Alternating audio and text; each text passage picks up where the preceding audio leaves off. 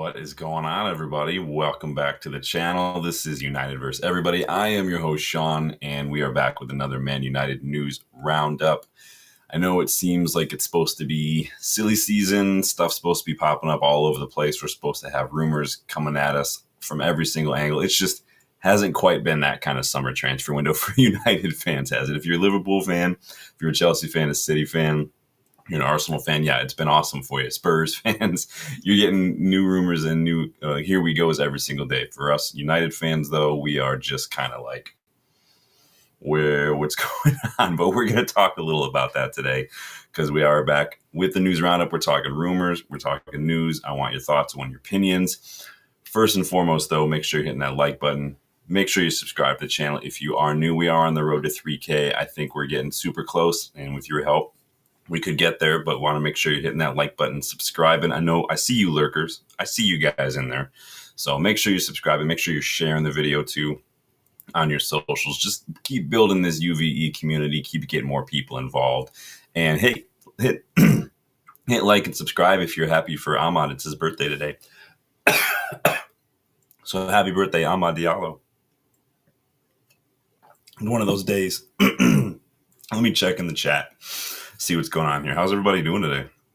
It does not feel like a Friday. I got to tell you, it feels not at all like a Friday. This feels like it's like Wednesday right now. It's been crazy this week. Lucky Singh, good to see you again, man. Hope you're doing well.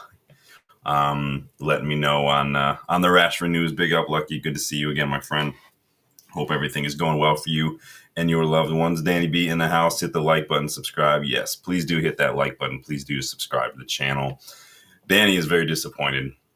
Any expectations I had for next season are written off already, I feel. Well, we're going to talk about a lot of that because I feel the disappointment. I feel frustration. I share it. I understand it. I totally get it. I think we have to be more realistic. And I'm not accusing you of this, but I think we just United fans in general, we have to be a little bit more realistic sometimes with what this summer was really going to mean. And again, we're going to talk about this a little bit more after some of this transfer news, but just keep in mind PSR. And I know that sounds like I'm a Glazer puppet or whatever, you're an Ineos puppet, but PSR is a legitimate thing. And I'm not the only YouTuber saying this. Like I said the other day, Stehausen was going on reminding everybody about that.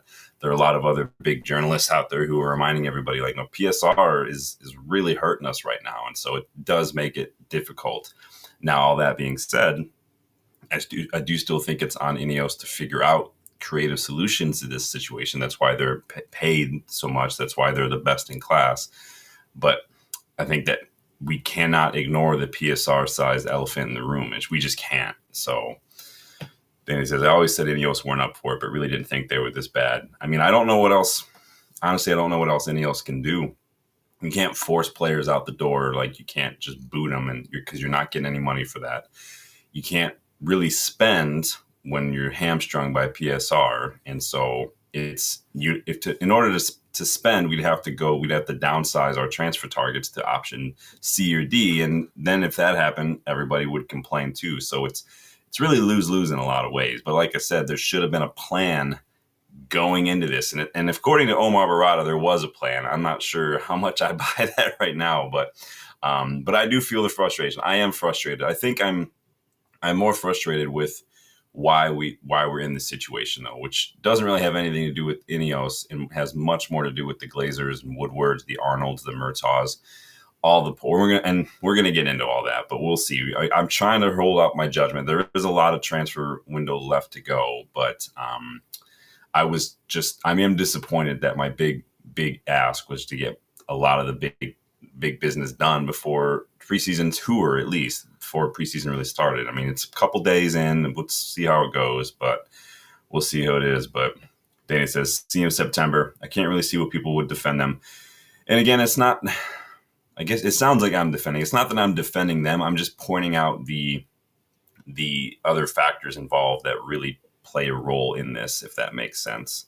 But Danny says, sack Barada, Wilcox if they can't do their job. Again, the PSR situation that we find ourselves in was what it was before these guys even got here. It's just the way it was. I mean, we're dealing with, years and years of just poor planning, poor spending, high wages, all that stuff, no selling, all of it is what we're dealing with. There's nothing really.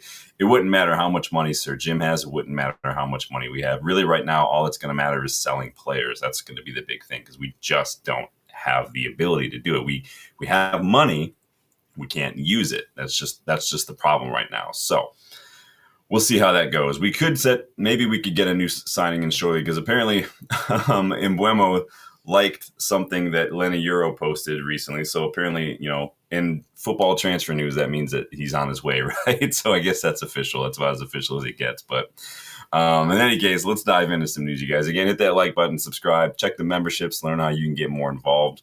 Check the UVE store as well. There's some items that I've selected randomly right below the video player. You can see a couple of shirts in there.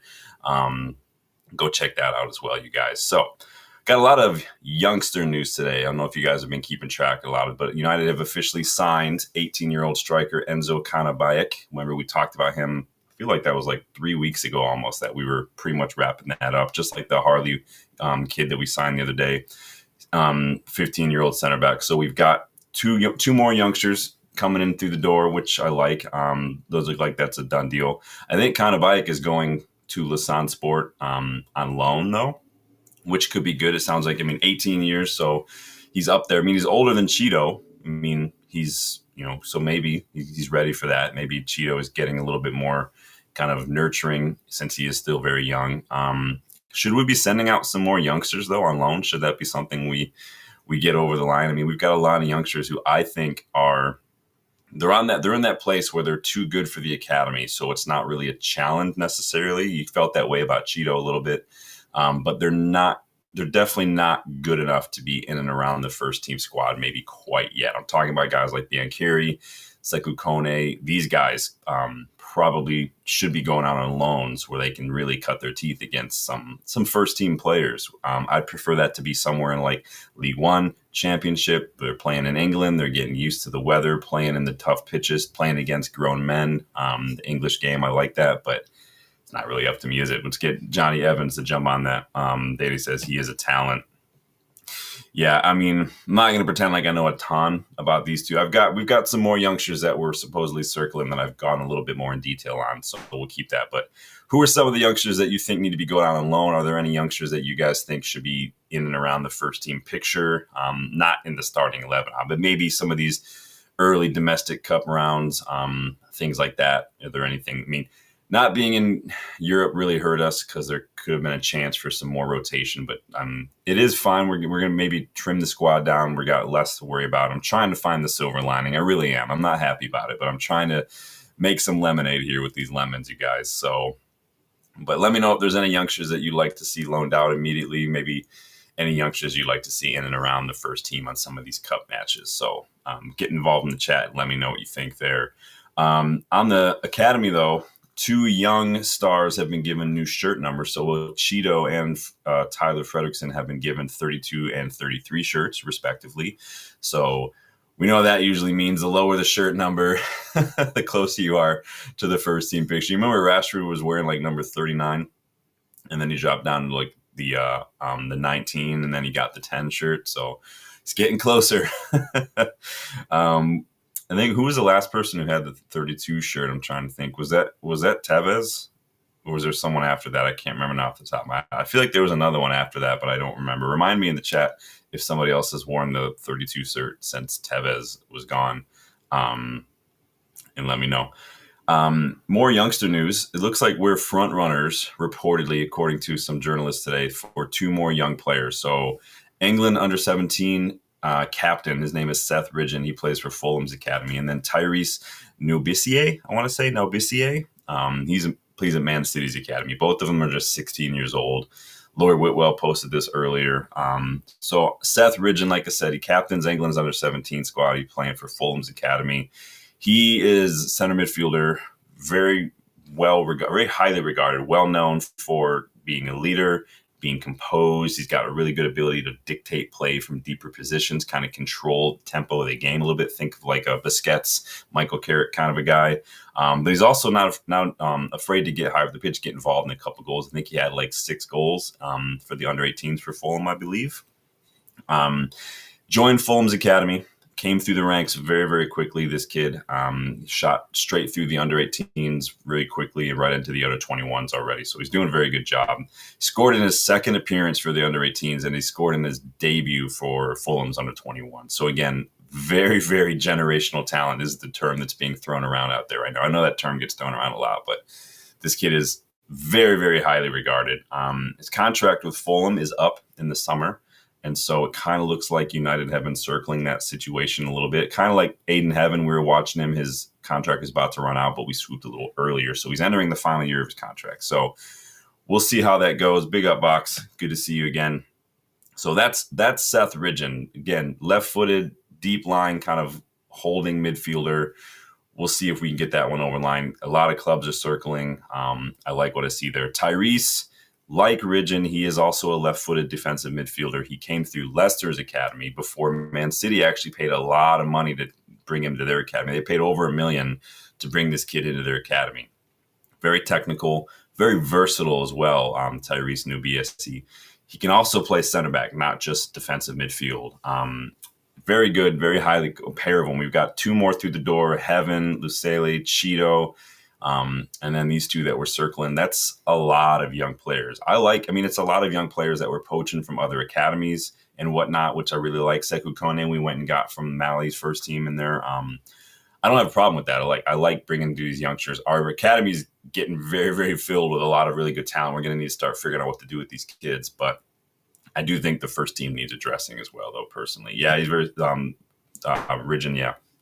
Very similar. I like that. We've got a lot of really good midfielders. We've got a lot of really good wide players at this club right now in the academy. So let's see if we can get some of them moved up to the first team, shall we? So let's move on to some big transfer news of the day. So obviously, you guys see the thumbnail and whatnot. We'll get there. Don't worry. But if a few million, so some of you guys mentioned Mbeumo, right? So if a few £1 million was all that's been holding up this Mbeumo deal, whether it's how much is paid up front or how much is guaranteed versus maybe a little bit more in add-ons or whatever, what we're seeing is a couple £1 million, whether that's the structure, the upfront fee, or the total fee. That's kind of what's been holding it up. And I put this question in the poll. I wanted you guys to let me know. We could maybe see this deal get over the line if we get a little bit of this found money thanks to some of these sell-on clauses. So Alvaro, Anthony Elanga, they are set for moves to Real Madrid and Newcastle, respectively. The sell-on clauses from both these players, though, is going to see us land, I think, like 14 million altogether, which is actually a pretty good, substantial bit of that. I mean, because that's academy stuff too. So I think 6 million was just from Elanga alone. So I like that. That could be a big difference maker when it comes to just this Mbeumo deal dragging on for another week or maybe getting done over the weekend, depending on how soon this other stuff gets done and wrapped up for these other guys. It could see us even go for another low price option in terms of a midfielder or something, someone who maybe is like 2025. We get a little bit of money left over. We throw that at a down payment on that. Maybe go get Lennon Miller and loan him back to Celtic or something for a season, or loan him out to another club for a season. Maybe that could be a really good option as well.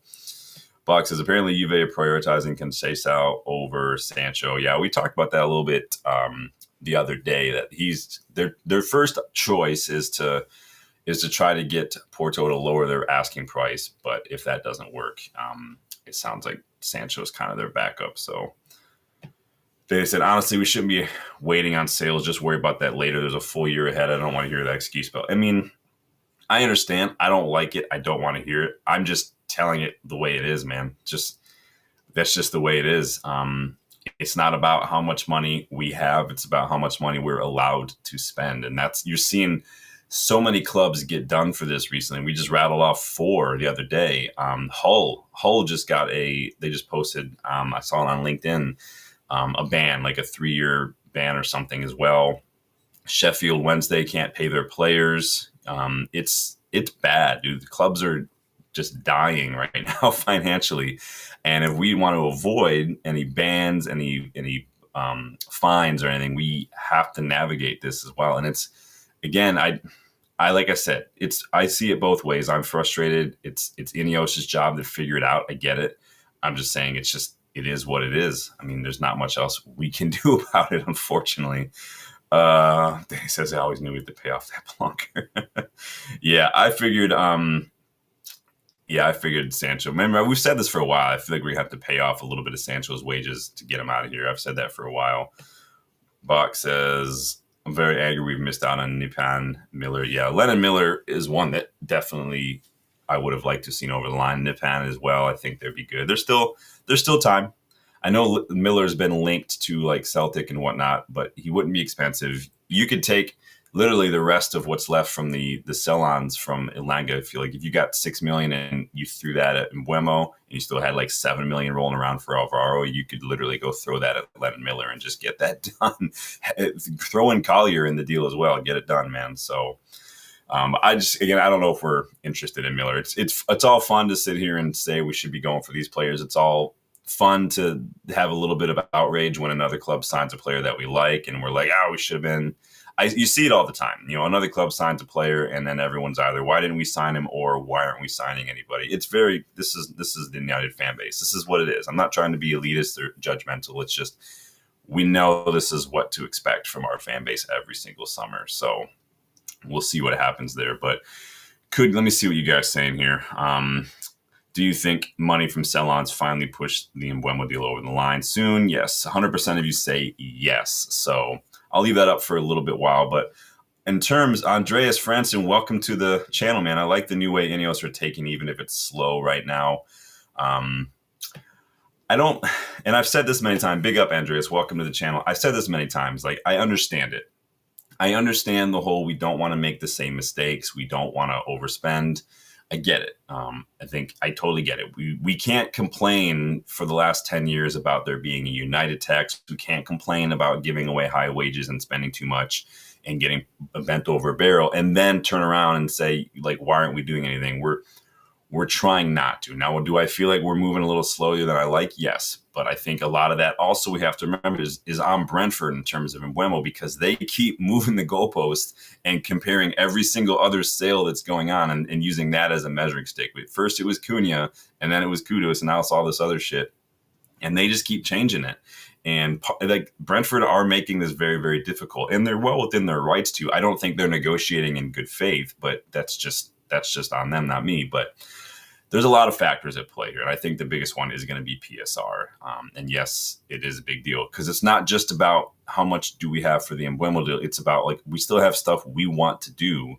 And if we spend too much on Mbeumo, there's no guarantee how much these other players are going to sell for, even if they do. In Rashford, Sancho, Anthony, Garnacho, we don't want to, limit ourselves in that. So we're trying to look out for ourselves. Brentford's trying to look out for themselves. I get it. It's just, it is what it is. But welcome to the channel, Andreas says.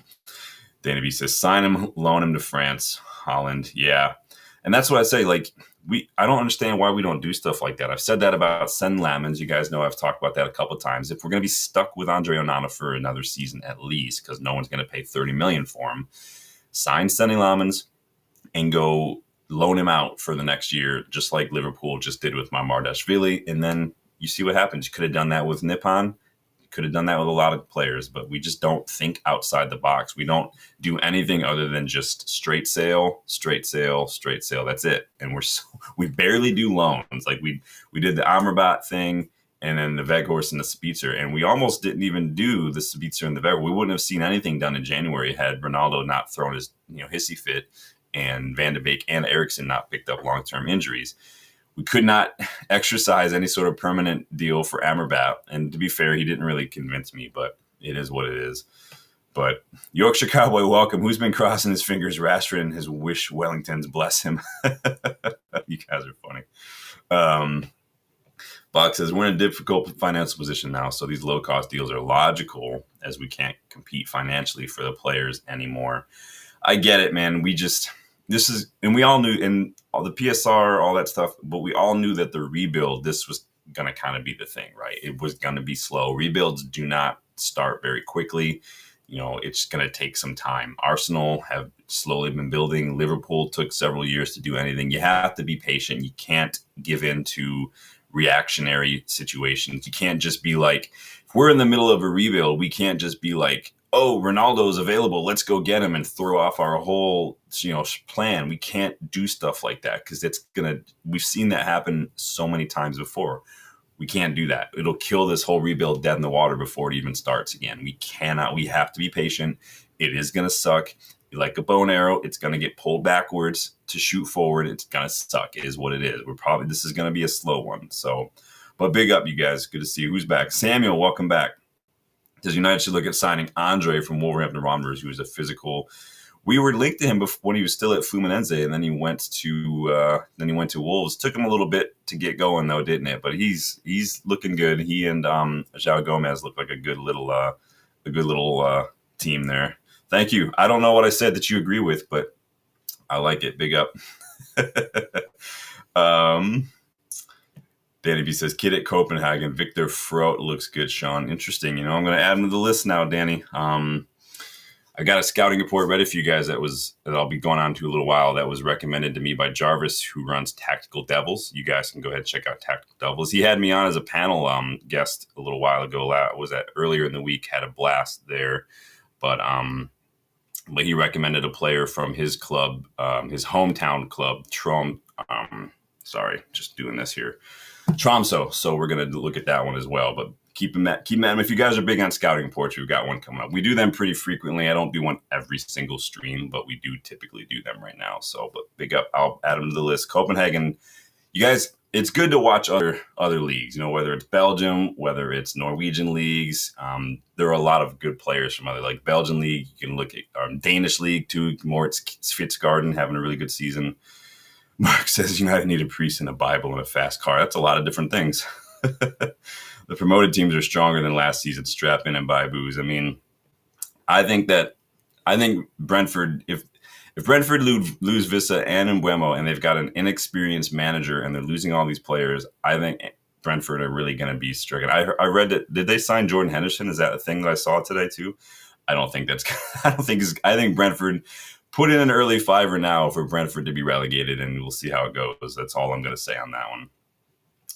Box says, what do you make of the Madueke at Arsenal deal, the outrage from Arsenal fans? Is there outrage from Arsenal fans? I mean, when is there not outrage from Arsenal fans, honestly? They're either trying to squeeze themselves into every random conversation that no one really cared about them, or they're just like, it's Arsenal fans. I mean, let's be honest. I don't know any Arsenal fans. I don't follow any Arsenal channels or anything, so I haven't seen the outrage, but it's just funny. I mean, usually Arsenal fans, when they sign a player, that player is automatically the best player in the world. And we've seen that time and time again. I'm more surprised that Arsenal fans are gone into the woodwork when it comes to a certain midfielder who was just let go from the club. So they are so big to play the high road card whenever something else comes up. But their club has been pretty protective of some scumbags over the last couple of years. So, but on found money from academy players, we could see an even bigger influx of cash coming from one and only Marcus Rashford, who could reportedly get his dream move to Barcelona, according to Matteo Moretto. If you guys don't know who Matteo Moretto is, he's pretty tight with Fabrizio Romano, journalist as well. This is what Matteo Moretto had to say earlier today. It says, Hansi Flick has given his approval for Barcelona to sign Marcus Rashford. Negotiations could move forward in the coming weeks. Interesting. I mean, we know that's his dream. He's basically done everything besides walk around in a Barcelona shirt. But hey, see, kids, you twerk for your dream club long enough, and you might just get your dream move. Wishes can come true. You never know. I believe in you. You did it. Reading Rainbow. I don't know if that applies, but it's just on a roll there. So who knows? Obviously, their first choice was Nico Williams, and that didn't work out. They picked up Rooney Bargi for super cheap, I believe. I read that they were looking at Luis Diaz, but I don't think Liverpool are interested in selling Luis Diaz. Now, the report was last time we met that Luis Diaz wanted to go to Barcelona, but don't forget Bayern are still lurking out there as well. I know Lucky started the chat letting us know that Bayern were still interested too. I do feel like the Luis Diaz Rashford situation could be interesting. I don't sleep on Sancho still. We don't know what's going on with Juve. If Bayern and Barcelona are looking for a winger, Juve don't get Sancho, there's a chance maybe Sancho could go to Bayern or something. That could be a good fit for him as well. I don't really care where you go. It's just anywhere but United is fine for me. So we'll see. But Rashford could get us a nice little profit. And that could really see us do a couple more transfers before the window closes, I think. And that's all profit from Rashford. So I really like that a lot. Danny says Rashford's manifestation. See, you will it into existence by basically, twerking in an interview with a bunch of YouTubers. It's ridiculous. Mark says Arteta's still at Arsenal when he should have been there a year learning on the job like Amorim. Yeah, I don't know. Arteta, I don't know how he got that job after literally just being Pep's assistant. I mean, it is what it is. But Nick S, welcome back. We must forget that Rashford is Barca's third choice. Yeah, and this is the thing. He's not gonna start. Like he's just not gonna start. He's gonna go there.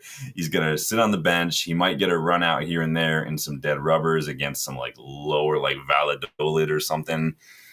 Maybe there's a chance he lines up as striker if Lewandowski gets an injury or something, but I doubt it. We'll see what happens, but who knows? But that's coming from Matteo Moretto, so we will of course keep an eye on that because mostly just for mostly just for the found money there. Florian Plettenberg chimed in on this as well too. He said that the priority for Barcelona is Rashford. Barca want to try again for Rashford, are prepared to go all in.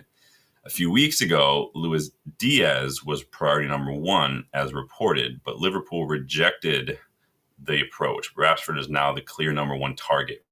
Talks are ongoing. Green light from Hansi Flick was already given days ago, so just like Matteo Moretto said. So that's coming from Pletty Goal on Twitter as well. So I know it's a lot of words, but I didn't feel like making 2 slides for it. So you guys get 1 slide. So if you're watching on the computer, it's a lot easier to see. But that's why I put myself very tiny so you guys don't split it and make it even smaller. So see, I'm always looking out for y'all. So we'll see what goes on there. But yes, like you're saying, Nick, he is his third choice. It was Nico Williams, then it was Luis Diaz, and now it's Rashford. So again, I think these wingers, like these English wingers, need to show a bit of humility. Grealish, come on. Sancho, really? Like Anthony Elanga is literally one of the best. He's like ahead of all 3 of these guys right now in terms. So, and he's even, I would say Anthony Elanga is even ahead of Anthony Gordon right now. But what are you gonna do? Casper, welcome back, man. All really hot at the moment. When's Bueno signing? I mean, who knows, dude? Yes, hit the like button. Hit the like button and subscribe if you guys are new. We are on the road to 3K as well. Check those memberships too. Don't forget about those. Mark says, would you take Emery and Grealish right now? No, I would not take Grealish at all. Grealish is awful. Fred outscored Grealish in his first season at City, if you guys remember that. Let's not pretend that he was like, City aren't getting enough crap for the money that they wasted on Jack Grealish. They sign him for $100 million. Following season, they get Doku. Following season after that, they get Savinho. I mean, it's how much the writing's on the wall. The guy had one halfway decent season, and that's it. Like, let's be honest. It was a waste of money. So, Danny says, don't care. Once we get a fee for him, no loan. Yeah, and that's the thing. I don't want a fee. I don't want to have to deal with this obligation and option because obligation apparently it doesn't mean the same thing as I thought it meant, but it is what it is. Somebody out here in football world's using a much different dictionary than I am apparently, but it is what it is. Mark says Fred should have never been sold. We definitely overpaid for Fred. You can't fault his heart, but let's be honest. Fred, and I'll give Fred a little bit of slack here because he, like McTominay, he was played out of position for the majority of his United career. Neither Fred nor McTominay should have been a deep lying double pivot. Both of them are 8s. We've seen what they can do up in a higher area, the final third of the pitch, the edge of the box. But Fred and McTominay as your deepest midfielders, when they're under pressure, when they're trying to control the ball. I mean, how many times have we watched Fred give the ball away? How many times have we watched Fred literally just pass the ball out of play?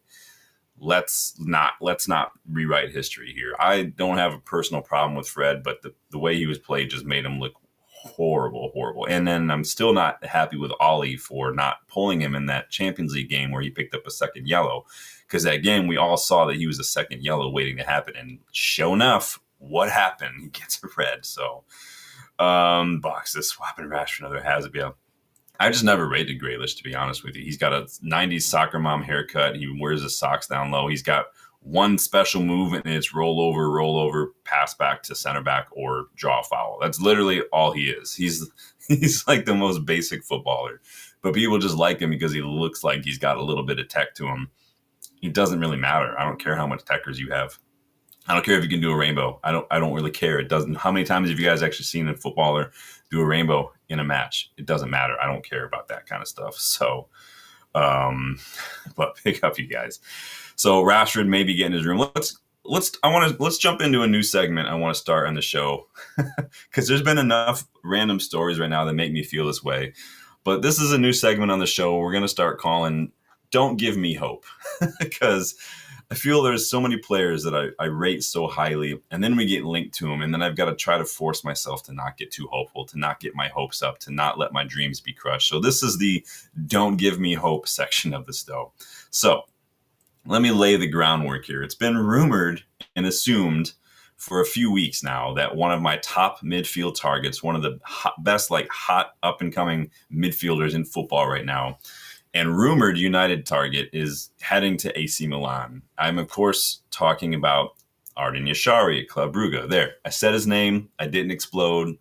I told myself I wasn't going to cry. Okay, it's passed.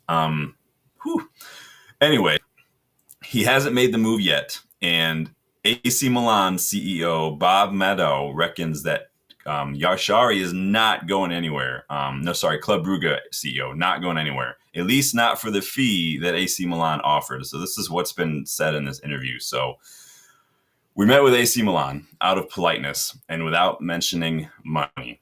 Everyone knows that Arden has achieved, but we don't see this as the end of a cycle as far as he's concerned.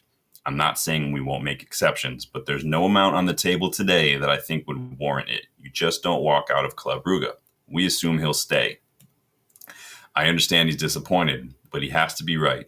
I'm convinced he'll make a move to an absolute top club, but today it doesn't feel right. If there's a point where a player has reached the end of a cycle and a top club makes a sufficient offer that confirms or exceeds the player's value at that time, then it will happen. So, Brugge also admit, though, during this, that they know he's disappointed. He wants to leave. He's getting excited. He wants to go join other clubs. But to be honest, I'm not surprised Club Brugge are holding out. He's only been there for like a year, Yashari. They got him on a new contract just a few months into the season because his performances were already exceeding, I think, their expectations, and they were already drawing interest from other big European clubs. I think the offer, what was the offer? It was like 2025 or something. I don't remember. It's easily half of what they could get in another year, honestly. And I don't blame Club Brugge for not wanting to let him go for cheap because he is a top midfielder. We've talked about him several times on this channel. I've showed you the percentiles and numbers. They already tied him down a new contract early into his Club Brugge career.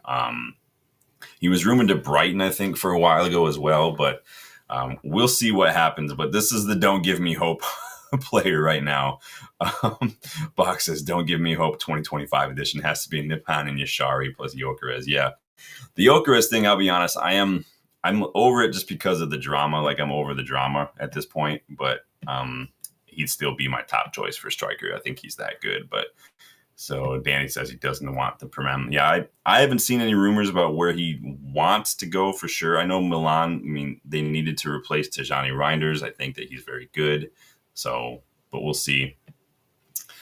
Hope no lower mid-table is an improvement that Amorim will probably be sacked. I can't imagine that he's going to get sacked.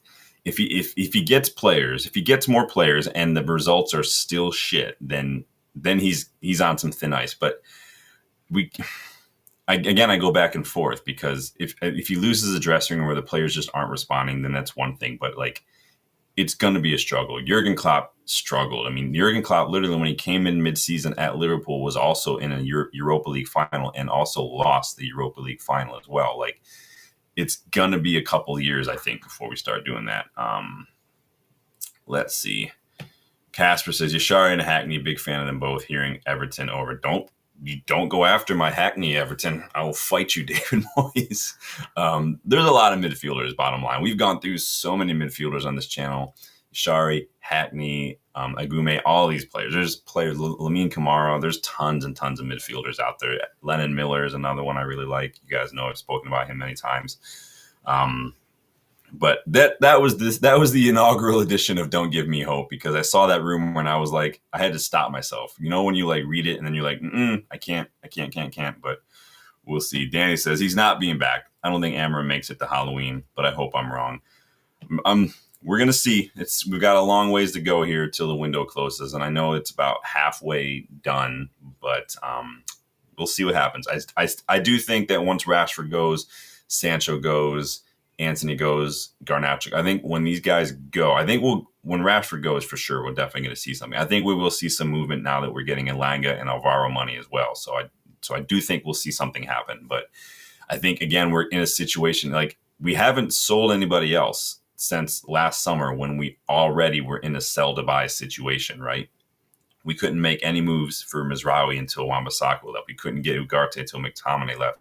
We haven't sold anybody else, and we've spent more money since. Sacking Ten Hag, sacking Ashworth, spending extra money to get Amorim in mid-season, Dorgu.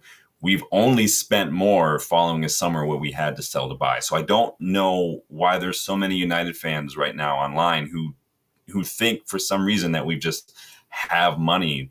Yes, Ineos made those mistakes, and they're a big part of why we have less money. But at the same time, it doesn't change the fact that we don't have the money to spend right now because we're getting boned by PSR. A lot of it is our own doing over the years, and then the Ashworth, Ten Hag, Amorim stuff. I get it, but it's just part of it. We just can't do anything. Box says, a shame that Greenwood, a Saudi rumor, hasn't come to fruition as well. Well, we know that we'll get some money wherever he goes next. So it's money that's there, so we'll get it. Got to take that. It's got really, like, my throat got dry right when I started the stream. So let's move on to a scouting report, because I know I need to get like some cool music to do when I do these scouting reports. I think that would just kind of ramp it up. You guys remember there's copyright stuff, so I can't do like everything, but it would be kind of cool to have some sort of cool intro. So anyway, let's do a scouting report. Now, this scouting report recommendation comes to you again from Tactical Devils. Jarvis over at Tactical Devils, he had me on as a panel guest early in the week, which was a blast. This is a player that he recommended, so let's take a look at Abubakar Kinta, a.k.a. Seti Kinta.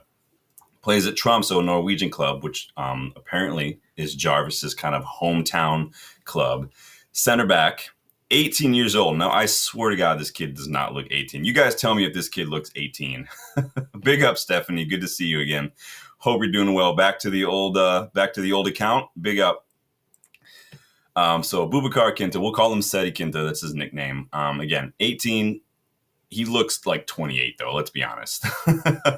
Very good dribbling. Very good. He's a modern defender, and we're going to show you his heat map in a second here so you guys can see what I'm talking about. He's got an excellent passing range. He's very composed on the ball. Reads the game very, very well. So, again, recommended by Jarvis. So, of course, I want to check it. If you guys want to get involved in some of the scouting reports, the memberships will explain on how you guys do that. Picked up by Tromsø on a trial basis from an academy located in Senegal that they frequently work with. So Tromsø has this kind of sister academy over in Senegal. They get a lot of players through there, and they see what they can do. They'll flip them for profit. But it didn't take long for Seti to make an impression. He was handed a 5-year contract in March, just past March, after like a month of being at the club. Even in the snow, he impressed, which I read, too. He experienced snow for the very first time this year after joining Tromsø. I thought that was super cool. I can't even imagine. Growing up in the Midwest, it's like I just assume snow is a thing. That's just what we deal with. But he had a stellar debut season, starting all but 2 since his first team debut. And he's doing excellently, too. Literally looking at his match ratings, nothing lower than a 7.4 rating in those matches. Young Player of the Month in May. 5th rated player in the Eliteserien on FootMob. And that means not just defenders. 5th rated player in that league overall this past season. So big up for a kid 18 coming straight into the first team picture. Again, very, very modern defender in terms of just playing the ball out from the back. So this is his heat map.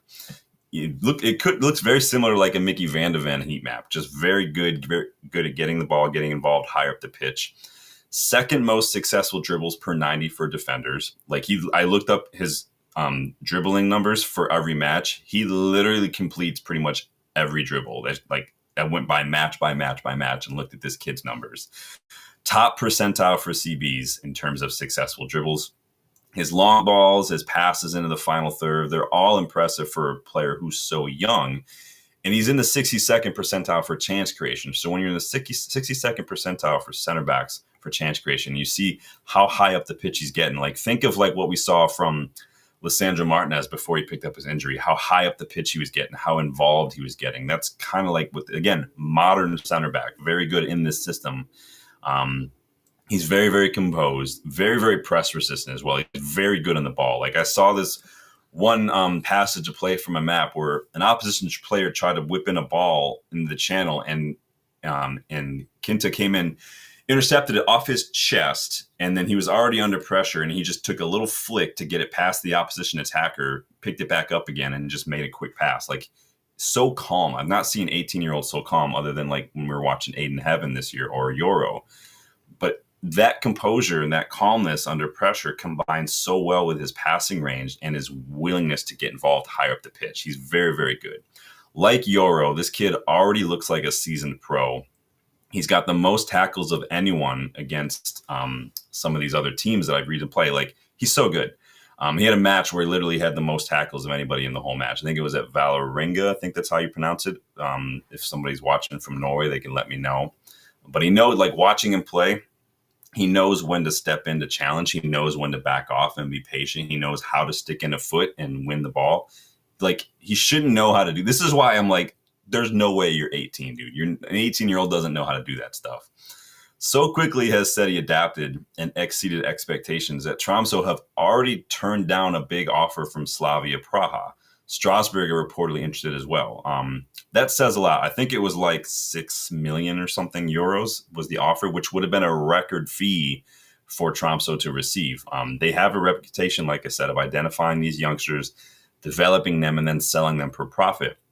Another recent one was Doof, who came from the same academy, literally went to Slavia Praha as well. And he's been linked to Atalanta recently too. So again, this fee that they just rejected for this kid would have been a record for their club. Clearly, they like what they say, and clearly they believe he's got a good role to play, and clearly they think they'll get a lot more if they hold out and let him play another season. The way he's playing, again, they're going to get a lot more than like 6 million in a year or two. They'll shatter that sale record at that club. Again, don't sleep on the Norwegian league, you guys, or like the Danish league or the Belgian leagues.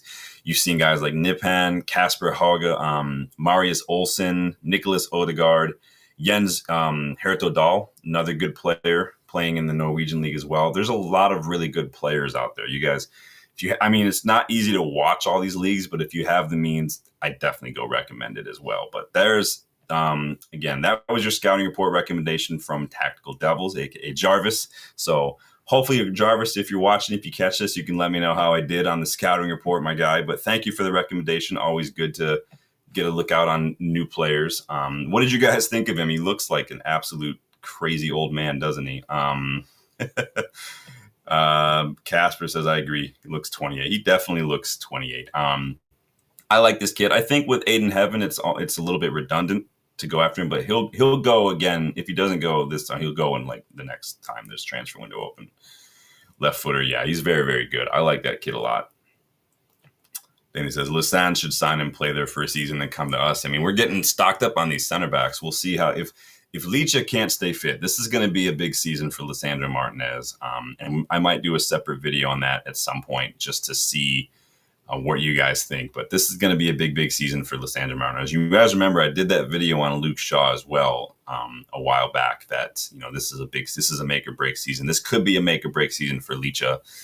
We do have a lot of center backs, so we'll see. We could be losing Maguire in a year. We'll see what happens with Licha's fitness, and then we'll have to reassess. But Stephanie says youngsters grow up fast nowadays. In some ways they do, but I need to see some DNA testing on that kid, because if that kid's 18, then shoot, what are they putting in the water out there in Senegal? Because freaking hey, man. Somebody mentioned Arsenal signing Madueke. Do we think that maybe if when that goes through, maybe Chelsea will maybe go in for Garnacho. I know Chelsea were linked with Garnacho. They need a left-sided attacker. They're getting a little bit of cash from that sale. Do you think that's something that Chelsea could go for? Garnacho reportedly prefers to stay in the Premier League. Chelsea need wingers, like I said. Would you even sell him to Chelsea? Would you sell Garnacho to a Premier League rival like Chelsea right now? Do you care about stuff like that?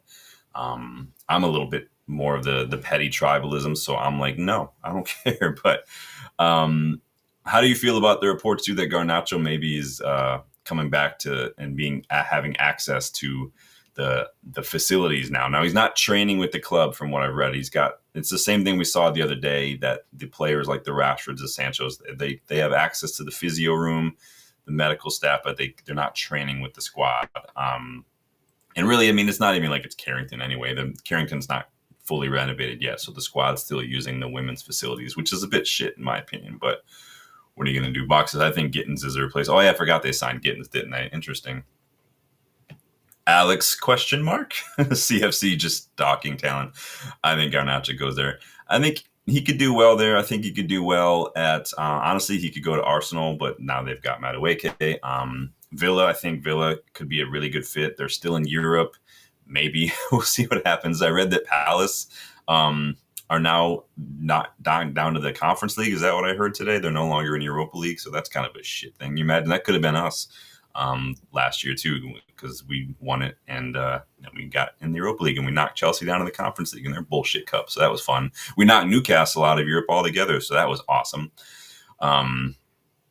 But yeah, it's weird what's going on. I have no idea. I haven't heard anything about it from Garnacho other than what we've spoken about recently. There were a bunch of rumors, but then Romano came out and squashed those recently. So Danny says, honestly, anyone but Chelsea, if they want him, 60 million with 25% sell-on clause, 60 million, 25% sell-on, and like 15% of the fee from the next hotel they sell to fund their next transfer binge. So we need to get some of that hotel money, man.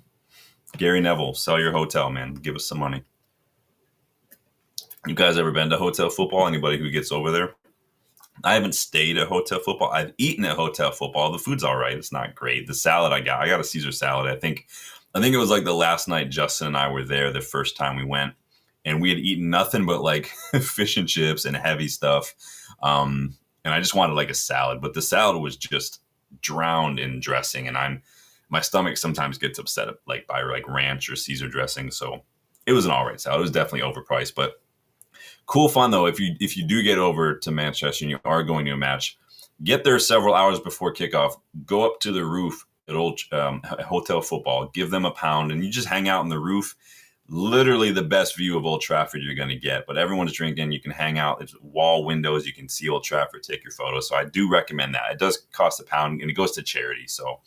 But go check that out as well. It's awesome. If you get there super early and you go around to the players' entrance, you can sometimes see the players and the manager and the staff coming into the stadium. So I've gotten there early enough a couple of times and gotten some cool photos there. So just a little tidbit of information. Dylan and I might be going in December. We're looking at flights and whatnot already. I did reserve an Airbnb. I can cancel it if I want to, but we did reserve literally the same building I was in last time, which is like a block from Old Trafford, which is awesome. So how's everybody feeling about the transfer window this week? Another quiet week. Again, I've seen a lot of outrage online, but I have to be honest. Like I said, it's just surprising to me that so many United fans don't like want to believe that we're getting screwed by PSR, or some of them I just don't think have an idea of how PSR works. They think that, we just can spend. Why aren't we spending? Like, just go do something. Like sometimes you just can't. And again, I think a lot of that has to do with a little bit of envy, watching other clubs buy a lot of players. Spurs, City, Liverpool, Chelsea, they're doing business, and we just have Cunha and Diego Leon. I think that you don't want to look at clubs like City and Chelsea as your measuring stick, because they just don't care about the rules, clearly, because Chelsea just got fined. Liverpool didn't really buy anybody at all last summer, so they had some money to work with. Spurs haven't spent a ton in recent years. Remember, their stadium cost more. They didn't really do anything in that summer that Pochettino got sacked right before he got sacked, so that was a big part of it. Gibbs White, remember Spurs looked like they were getting Gibbs White. They've actually been reported for, I guess, tapping up now, so that move might not even happen. They're being reported, I've read, by Forest president or the manager. I don't remember which one. So we'll see how that goes. But meanwhile, we're looking at all these clubs, and I think that's the thing. I think a lot of people are seeing what other clubs are doing, and the comparisons are going to start to just happen. That's just human nature. It's just comparing, and I think that's where a lot of outrage is coming from. And a problem, like I said, we've been getting it wrong for well over a decade in the transfer market, and we're paying the price now. And it is unfair on Amorim. It's unfair in some ways to Ineos and co. It's unfair to us for sure. It's unfair to a lot of the players who want their club to be moving seriously in the transfer window and kind of trying to challenge. I get that, but if you want to point a finger at the Glazers, point a finger at Woodward, point a finger at Arnold, Murtaugh, point a finger at all these assholes, and that's where the problems are going to lie. Katu, welcome back. Great tip. Went just now for the first time, planning to go yearly. Yeah, I went for the first time a few years back. Now I'm in a place in my life where I can do that.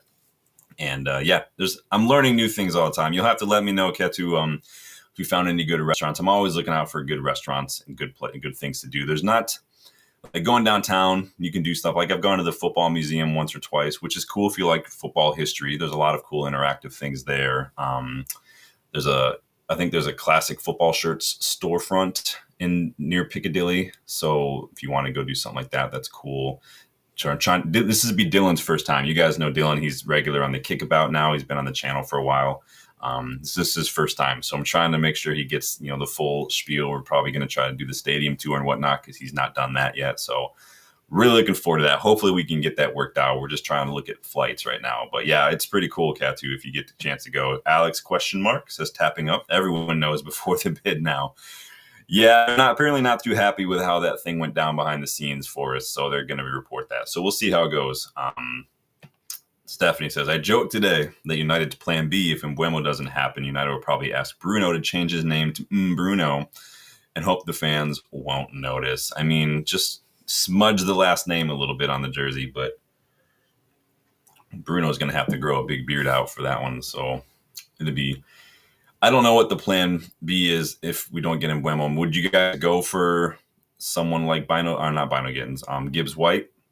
Would you go for... Did Eze make a move yet? I thought he was linked to Arsenal. I mean, I don't know. It seems like we're looking at a lot of Premier League players or maybe players that just play in England. I'm not sure why we have to do that, but we'll see. Right now, backs into the hedges. Guys are funny. But I mean, yeah, it's. I know people are going to hear me say these things about PSR, and they're going to hear that, and they're going to interpret that as me taking Ineos' side. I'm always taking the club side, no matter what. The club, I'm all for the club. The club is what I care about, and I want them to be successful. You can't ignore some of the limitations that we have, and it's like some of it Ineos could have done something more about. Again, the sacking Ten Hag, the sacking Ashworth, paying money for Ruben Amorim, that counts against us as far as PSR is concerned. So that was a big hurt. That didn't need to happen. That's on Ineos for the mistake they made with Ten Hag and Ashworth. Okay, that's their fault. But we haven't finalized Mbeumo because we can't afford it right now. We are haggling over a couple million because we are hamstrung right now. We're trying to get the best deal. We don't want to get our pants pulled down. Brentford keep changing their price. There's a lot of factors going in there. It's not just the PSR, but that is a big issue. But again, it is big fees, big wages, no sales over the years, sacking the managers, letting players run down contracts and leaving for free, et cetera, et cetera. This is why we are where we are. All this means is PSR is a big ball and chain around our leg right now. It's, the sell-ons, like I said, from Oyedele, Elanga, Alvaro, they're going to help. When Sancho and Rashford go, hopefully within the weekend, hopefully by next week at the latest, I think we'll see a bit more activity. But I think we all kind of knew to some extent that this was going to be a quieter window. I think, again, like I said, we can't forget about last summer. We were already in a sell to buy last summer, and we spent more money this past year on sacking and then Dorgu as well. So we spent money. But I think that... And if I remember correctly, we did that poll either earlier this week or late last week that, that clearing the deadwood, resetting the wages and resetting the dressing room culture was more important. And a lot of you guys, the majority of you guys voted that that's what you thought that this was going to be more important, was clearing the deadwood. So again, it's called a rebuild, not a rebuy. We have to be calculating. We have to be patient. We have to be disciplined so we don't make the same mistakes and we don't just keep kicking the can down the road. And it sucks. And I know that after this past year, a lot of us just wanted this to get a fresh start. It is a fresh start, but I don't think it's a fresh start in terms of, hey, we're going to get, top 6 or whatever. I think it's a fresh start, like for the first time, really changing the culture of this club and the identity of this club. And it's going to take time. It's not, you can't microwave fruit. Somebody used to tell me, and fruit is like, the fruit of a process. So some things you can microwave, some things you can't. So it is what it is. But I have also said many times, I think we can be quicker when it comes to making the right decisions. I think we have to show a little bit more judgment and wisdom when it comes to our decision making, like Ten Hag, Ashworth, like these are strikes against Ineos. I've said that, and over time, more and more decisions like that you have to correct at the detriment of our PSR situation, the more and more it's going to not look good for you. And so, I'm frustrated like a lot of you are. But my frustration is more to do with the situation and the people who had direct involvement in the situation that we find ourselves in. So I honestly can't understand how it's not criminally negligent for what the Glazers have done to this club. I think that it should be literally illegal, but it's not my rules, right? So Alex ? Says, I want Wharton the most in any 9. Wharton is definitely going to go for big money, probably in another year. We'll see what happens with Palace. They lost Elise. Did Liverpool end up buying Guehi, or are they just interested in Guehi? Eze, I don't know what's going on with Eze and Palace. I worry about Palace if they don't strengthen after losing some players, because Glasner deserves something more, than what he's been getting. He should not, I'm surprised these players are so quick to leave, but it is what it is. Chris, big up. Good to see the Antina shirt in frame. You can't see the C right there. It's right there. It's right there. But big up, Chris. Good to see you again. I could switch it up. I've got a couple more around here that I can just rotate it now and then. Let me know if you want me to rotate these jerseys every now and then. I've got 4 over there on that wall. I've got 1 more up here as well. Danny says, kind of sickening Strasbourg getting Oyedele. He is basically a Chelsea player now. Pretty much, yeah. I always said Oyedele was better than Collier. We've got so many good youngsters that have come and gone. I mean, I could do a whole stream on just the academy keepers that we've let go too soon alone, just on keepers. The Joel Pereiras, the Kovars, probably the Vitex as well, the Henderson.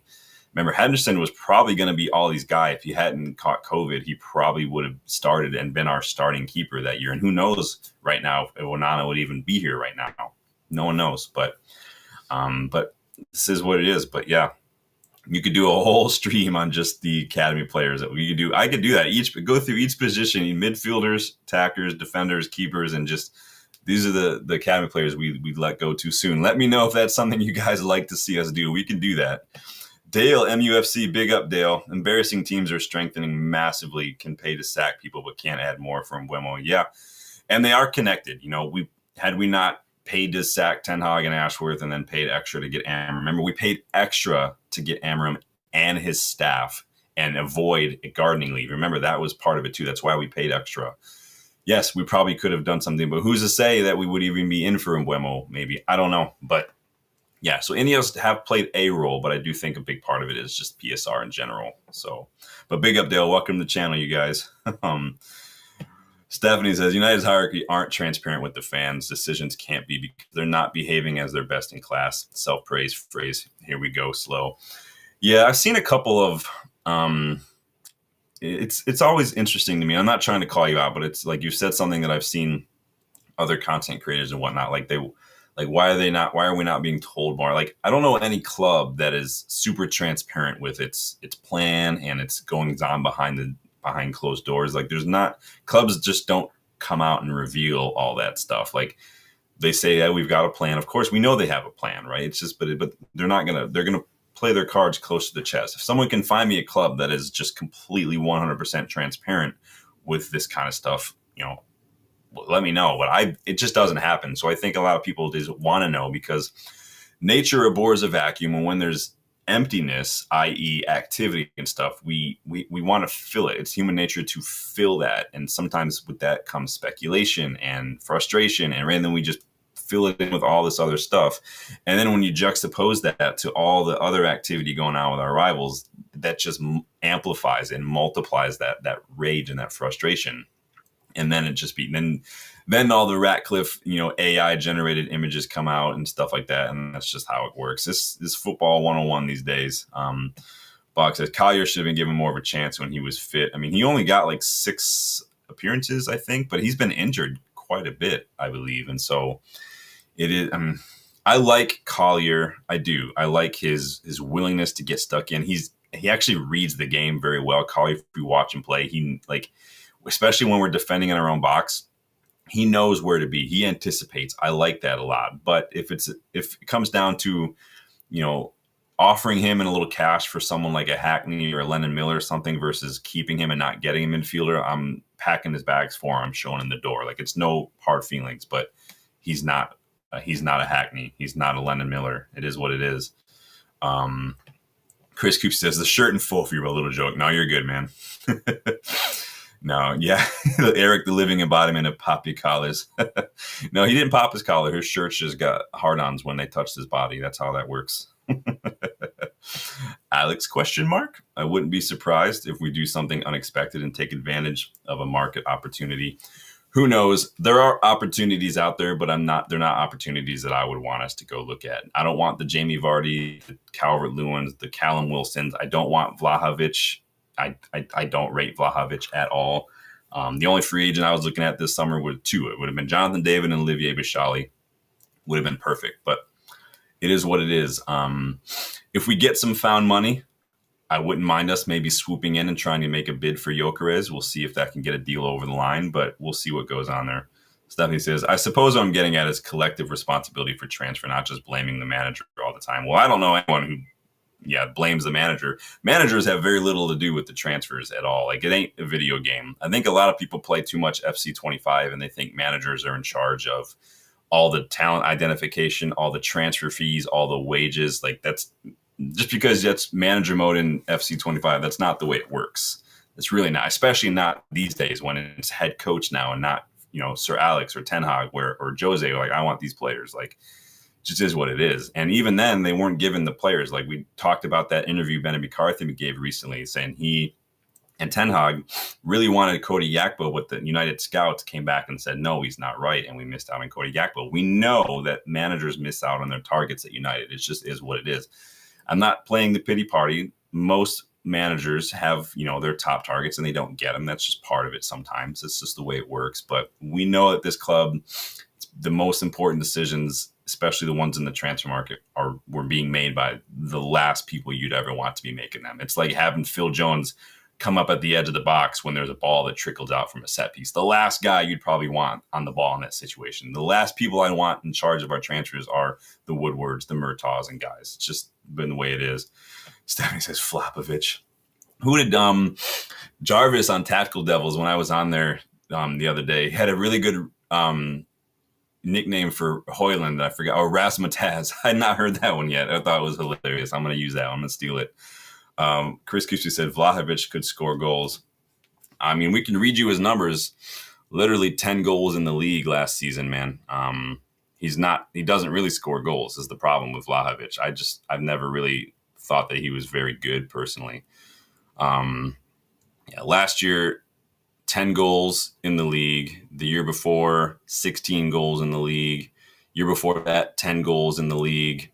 Like, his best seasons were literally at Fiorentina, and then he went to Juventus and just fell off a cliff. So what are you going to do? The last thing I want is another player from Serie A, another striker from Serie A who can't seem to find the back of the net. So Bach says a lot of channels overhyping Xerxes as some false 9.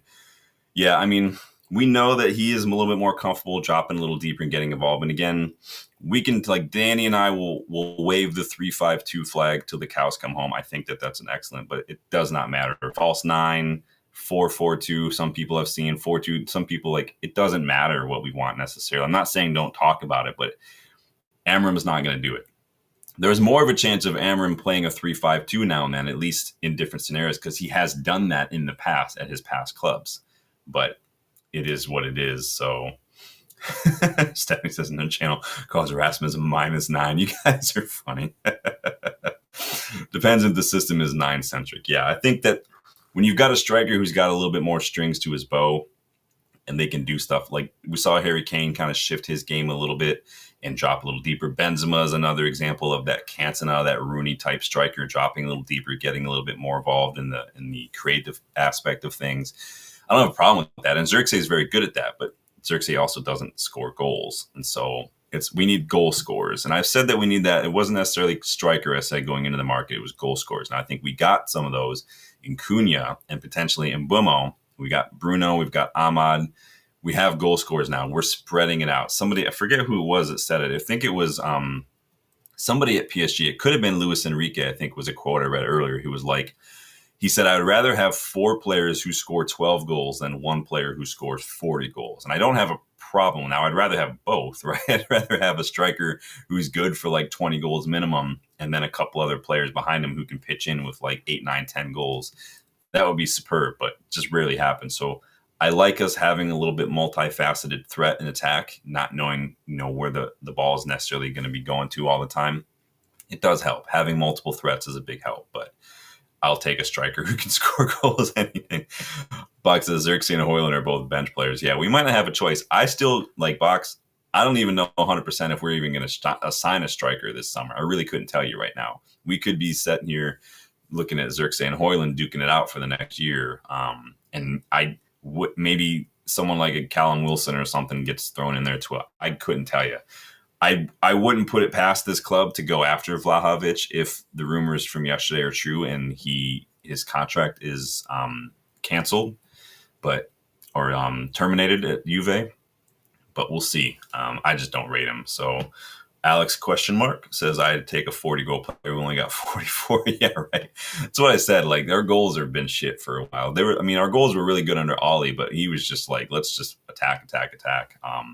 Speaking of attack, you can get your attack shirt in the UVE store. You'll see some links down there underneath the video player.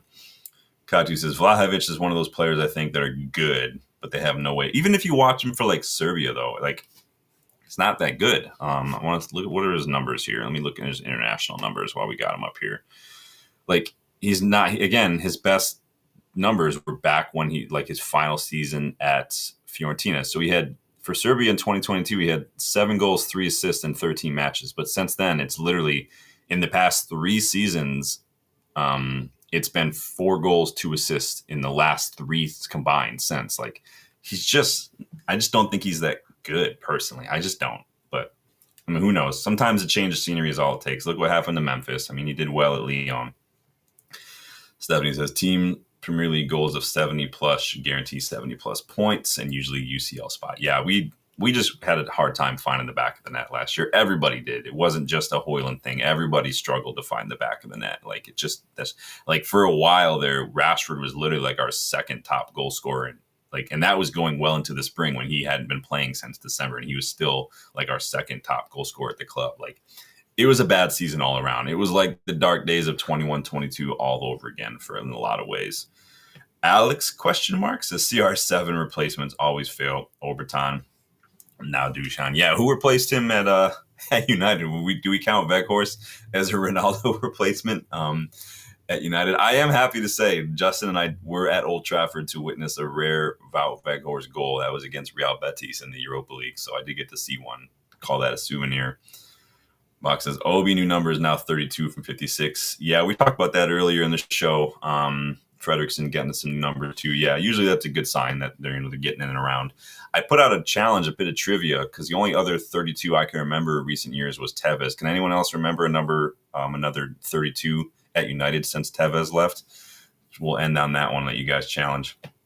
Andreas says, I would take Watkins over Vlahovic. If Watkins were free, like Calvert-Lewin, yeah, I'd take him. I just don't want to spend $60 million on Ollie Watkins. I don't want to spend more. I wouldn't spend more than like 20 plus 5 in add-ons for Ollie Watkins, if I'm honest, because you're never going to see that money again, ever. So if we can get him for super cheap, we can talk. And if that's our only striker, I'm not too happy. We better, that means Højlund and Xerxes have literally one season to show this new manager what they have, because they're well in the negative for me right now. And it sounds harsh on Xerxes because he was injured, but you're bought as a 9, you got to score goals. So, Steven, welcome to the channel. So, what number are we giving him, Buemo? 19? Probably, right? He's probably getting, and you can't get his shirt on Brentford's website last time I checked. So, you can't put him as a name and number on your shirt like you can with the other personalization. So, could be a sign, but it's probably going to be 19, because that was Rand's number, I believe, right? So, it's vacant still, I think. So, I'd imagine he'd take that number unless somebody else leaves and he can go take another number. 25 he could take, 21 he could take, 17 he could take, if none of these other guys are coming back. So, but you'd imagine he's probably going to stick. Most players like to stick with their numbers, right? It's just the way it is. Some players have unique situations, like Van de Beek chose number 34 because that was the number that his friend Abid Nori, another Ajax player who is now kind of no longer able to play. He's permanently disabled because he had a issue with his heart and collapsed and lost oxygen. So now he's disabled, but that was his number. So that's why Van de Beek wore that 34. Bit of trivia for anyone who didn't know that. So top man, Donny Van de Beek. If I talk about Van de Beek, I'm going to get sad. I had nothing but high hopes for Van de Beek. I used to sign him as my Pogba replacement in FIFA before we signed him at United. That's how highly I rated that kid. But what are you going to do? But that is it for me, you guys. Let me see what you guys say in this poll. Do you think the money from sell-ons finally pushed the Mbeumo deal over the line? 90% of you say yes. 10% of you say no. So it sounds like maybe some of you think we'd be getting some deals wrapped up before this weekend. I feel like the last several weekends, that's what we've said. Like, maybe could we get it done? Could we get it done? We'll see what happens. But you guys, thank you for stopping by tonight. Make sure you hit that like button. Make sure you subscribe to the channel. If you see Jarvis and Tactical Devils, let him know. I scouted Seti Quinta for him tonight, so he can go check that out. So that was a recommendation from him. Check the memberships to learn how you can get more involved in the content of the channel, like scouting reports, like what if episodes, things like that. Be sure to come back. I've got another round of the 2-year-old scouting reports ready for you guys to go. So if you guys have been following along, we've been going back to my old scouting reports from 2 years ago. Before I was doing the channel, before I was with Stretty News, I was doing scouting reports on my own little blog. So we're going back through those and trying. You guys are helping me decide which ones were hits and which ones were complete misses. So we've been doing that a couple episodes of that. So we got more ready to go for you guys. This one has got a lot of good players in it. So, but thank you guys for checking out the channel. Thank you guys for checking me out tonight. Stop by, get involved in the news. Happy to see everybody. Happy to see everyone having a good week. If you guys are doing anything fun this weekend, enjoy yourselves, be safe, and hopefully, when the news breaks, I will be here to get your thoughts and get your reactions. Steven, we'll end it on this one. The number 7 needs taking off Mount. That iconic number should be earned. Yeah. Even if you just ignore the quality, like the guy's just not fit. Like how many times have we seen the number 7 on the pitch since he got here? Like it's just not fair. But I do think it needs to be earned. But I do think that sometimes we can put a little bit too much on something like that, and it does weigh players down. Remember, Valencia was given the number 7, gave it back after a while because he said it was just too much. But until next time, Valdez, there's another one. Big up, Box. Got the trivia. I didn't know that, so I'm going to fact check it later. But if he was number 32, then big up, Box. Legend for knowing that one. So appreciate everyone stopping by. Enjoy the rest of your Friday, and I will see you guys on the next one.